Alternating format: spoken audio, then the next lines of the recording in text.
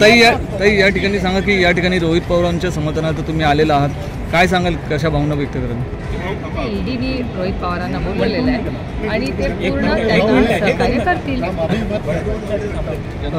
महायुतीमध्ये राजकारणामध्ये तुम्हाला प्रकाश आंबेडकरांना सोबत घ्यायचं असेल, काय सांगाल? नाही, प्रकाशजींनी इंडियामध्ये यावं आमचा आग्रह आहे आणि नेहमीच राहील. ते या राज्याचे देशाचे मोठे नेते आहेत आणि आम्हालाही त्यांच्यावर एकत्र काम करण्यात प्रचंड उत्सुकता आहे. त्याच्यामुळे प्रकाशजीचं स्वागतच होईल इंडियामध्ये. राष्ट्रवादीचे कार्यकर्ते महाराष्ट्रातून वेगवेगळ्या ठिकाणावरून आलेले आहेत, आंदोलन करतायत, तर हे दडपशाहीचं एखादं प्रकार वाटत नाही का तुम्हाला? हे दुर्दैव आहे. म्हणजे तुम्हालाही प्रश्न विचारायचा वाटतं, ही थोडी मोठी गोष्ट आहे. त्याच्यातच आमची पोचपावती आहे की अतिशय दडपशाही आहे. यापूर्वी सुद्धा ईडीने ज्यांना नोटीस पाठवल्या ते भाजपामध्ये परिवर्तन झालेले आहेत, काय सांगाल? तुमच्या प्रश्नातच उत्तर आहे ना.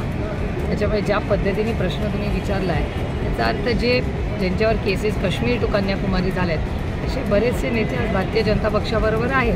त्यामुळे भ्रष्टाचार मुक्त भारत करायचं नक्की काय झालं त्या प्रश्नाचं उत्तर तुम्हाला भारतीय जनता पक्षालाच विचारावं. काही वेळापूर्वी सत्यमेव जयतेचा तुम्ही उल्लेख केला, काय सांगाल? नाही, सत्याचाच विजय होतो.